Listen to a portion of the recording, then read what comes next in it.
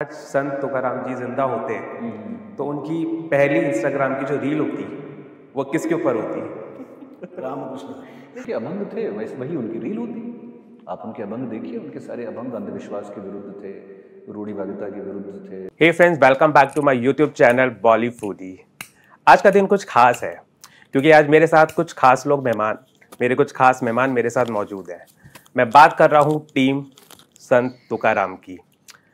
संत तुकाराम की हम जब बात करते हैं तो हो सकता है इसमें से कुछ ऐसे लोग होंगे जिन्होंने उनके बारे में सुना ही नहीं होगा, और हो सकता है आप में से कुछ लोग उनको जानते भी होंगे। लेकिन अगर आप उनको जानते भी हो तो क्या आपने उनके जो जीवन के उसूल थे आपने उनको अपनी डे टू डे लाइफ में उतारा? ये आपको अपने आप से पूछना पड़ेगा। चलिए कोई बात नहीं, हम ज़्यादा टाइम नहीं लेते हैं। मेरे साथ आज पूरी टीम मौजूद है, उन्हीं से ही बात करते हैं। Subodh sir, first of all I would like to welcome you on my YouTube channel sir. Thank you sir, मुझे लगता है कि हिस्ट्री से ना आपका कुछ कनेक्शन बैठ गया है। हाँ क्योंकि हिस्टोरी ऑफ इतिहास करके अब आप संत तुकाराम आए हैं। तो ये जो टॉपिक्स हैं, जो हिस्ट्री की हम जब बात करते हैं तो कुछ पर्सनल रिलेशन है आपका? ऐसे टॉपिक्स क्यों चूज करते हैं आप? मुझे पता नहीं, शायद एक बात होती है ना कि जो हम सोचते हैं या हम जिसको जीते हैं वही आपके लाइफ में होता है। राइट। तो स्कूल में भी हिस्ट्री मुझे सबसे ज़्यादा पसंद था और मैं उसको सबसे ज़्यादा पढ़ता था, पढ़ने में रुचि रखता था। गणित और विज्ञान में मुझे उतनी रुचि नहीं थी, लेकिन हिस्ट्री में थी।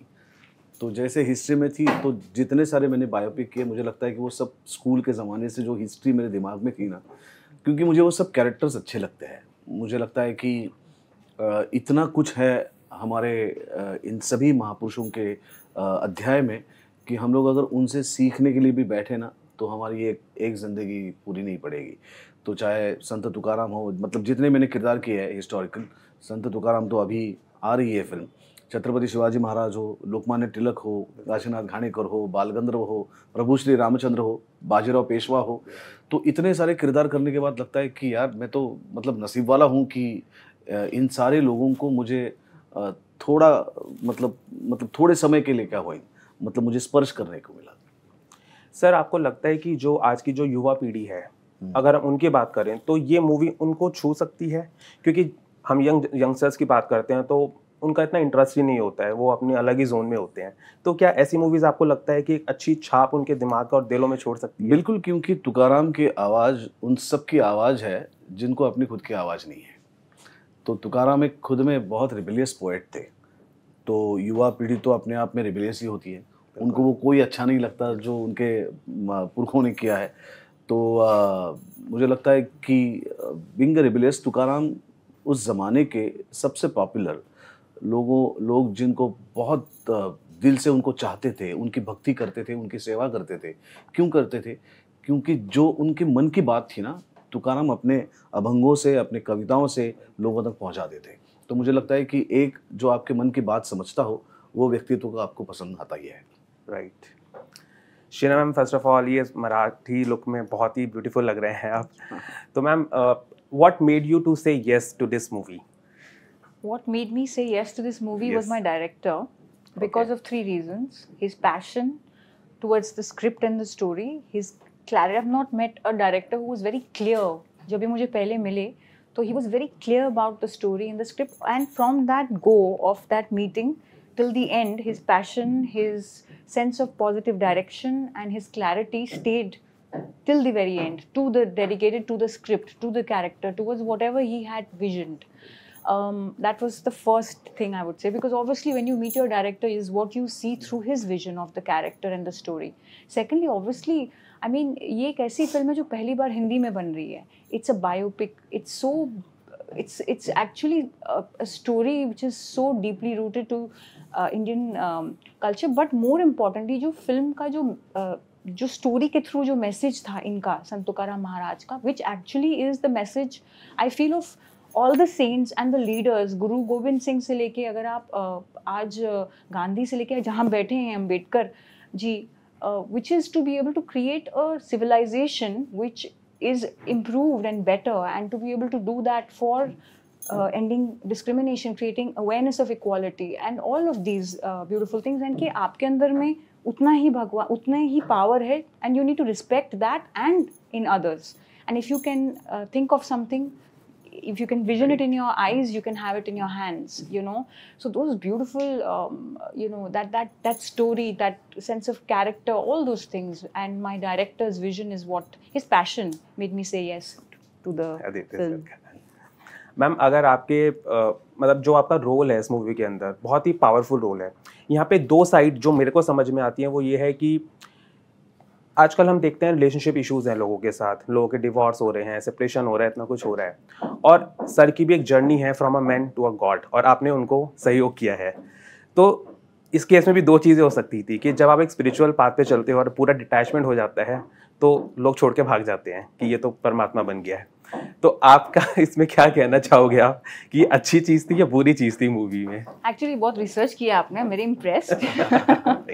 सो आई थिंक कि हर जब मुझे अवली जीजाबाई का जब कैरेक्टर मुझे आदित्य ने बताया and when I read the script, तो मुझे लगता है कि एक रिलेटेबिलिटी फैक्टर बहुत है with every woman of today, even today, उस टाइम में भी और आज, बिकॉज वो क्या चाहती थी, she wanted his love, his attention, और वो फाइट कर रही थी उनके साथ कि ये मुझे भी मिले, क्योंकि इनका एक बहुत बड़ा मिशन था। फिर फाइनली जब वो समझी और वो सरेंडर कर देती हैं उस मिशन को, तो वो उनके साथ फाइट करती हैं towards fighting in helping the society, ending discrimination और whatever that his mission was, by supporting him.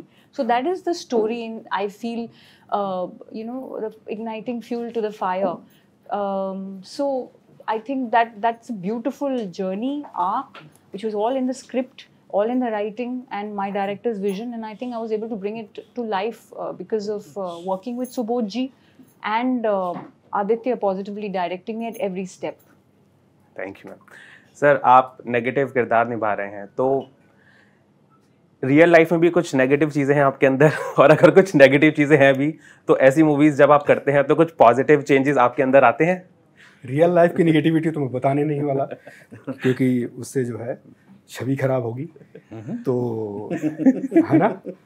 तो मैं यही कहूँगा कि जहाँ किरदार की बात है वो मम्मा जी हैं जो संत तुकाराम महाराज के जीवन में रोड़े पैदा करता है, और जो मम्मा जी का कैरेक्टर है वो ईर्ष्या करता है, उसके अंदर जलन है, वो उनकी छवि, उनकी पॉपुलैरिटी, संत तुकाराम महाराज की पॉपुलैरिटी देख के वो ईर्ष्या करता है, और खुद एक विद्वान व्यक्ति है, लेकिन उसके बावजूद जो बेसिक आना चाहिए कि एक समाज में कोई कुछ अच्छा करने जा रहा है, संत तुकाराम महाराज जो सामाजिक उत्थान की बात कर रहे हैं, भक्ति की बात कर रहे हैं, उसके बावजूद उनके जीवन में वो रोड़े पैदा कर रहा है। तो ये मुझे उससे समझने को मिला कि ये ईर्ष्या, ये जलन, ये किस तरह से आपको व्यक्तिगत तौर पे और उस समाज के लिए कितनी खतरनाक है। मुझे लगता है आज की डे टू डे लाइफ में भी तपस्या भंग करने वाले लोग ज़्यादा हैं। जी। तपस्या कर कौन रहा है ये बताओ पहले। ये भी अच्छी बात बोली आपने। तो आदित्य, जब आपने तपस्या की बात करी है तो फिर अब ये भी बता दीजिए कि मैंने नहीं की, आपने की पहले। इस मूवी को बनाने के लिए मतलब क्या मोटिव के साथ आपने ये मूवी बनाई है सर? मोटिव बस एक ही था कि एक अच्छी फिल्म बनाए और एक इतने महान व्यक्तित्व के ऊपर कि जो घर घर पहुंच सके, जो कहानी पूरे विश्व में पहुंच सके, लोग फिल्म को देखें और संत तुकाराम महाराज के जीवन से जो जो सीख सकता है वो सीखें। बस यही एक मोटिव था, और जो इनकी विरासत है, जो ज्ञान और भक्ति का इनका मार्ग है और जो इनका क्रांतिकारी व्यक्तित्व है, उससे आज की जनरेशन भी कुछ सीखे और चीज़ों को सही ढंग से देखे और आगे चले। यही मोटिव। थोड़ा सा एक हटके क्वेश्चन, अगर आज संत तुकाराम जी जिंदा होते तो उनकी पहली इंस्टाग्राम की जो रील होती वो किसके ऊपर होती और उनकी प्रोफाइल का बायो क्या होता? Ramkrishna Hari. This only Aditya can answer. नहीं, सर ने बहुत अच्छा आंसर दे दिया कि देखिए माध्यम ही तो है ना, जो उनके अभंग थे वही उनकी रील होती। आप उनके अभंग देखिए, उनके सारे अभंग अंधविश्वास के विरुद्ध थे, रूढ़िवादिता के विरुद्ध थे, जाति व्यवस्था के विरुद्ध थे। तो माध्यम ही है, इंस्टाग्राम भी तो एक माध्यम ही है ना एक्सप्रेस करने का। और जो उनके जीवन का मैसेज हम बता रहे हैं, जैसे रामकृष्ण हरि से अच्छा कोई बायो होता ही नहीं। तो सर लास्ट में एक बार आप मेरी जो ऑडियंस है उनसे क्या कहना चाहेंगे? हमने एक अच्छी फिल्म बनाने की कोशिश की है जो भारत के एक बहुत ही महत्वपूर्ण संत के ऊपर है। 18 जुलाई को सभी प्रदेशों में नॉर्थ, साउथ, ईस्ट, वेस्ट सभी जगह ये प्रदर्शित हो रही है, भारत के बाहर भी प्रदर्शित हो रही है। तो सभी को इतना ही रिक्वेस्ट है कि थिएटर में जाइए अपने फैमिली को साथ में लेके और इस फिल्म का आनंद उठाइए। Thank you so much. Thank you. So friends, do watch this movie releasing on 18th July. Thank you. Thank you. Thank so you much. गौरव, तुमने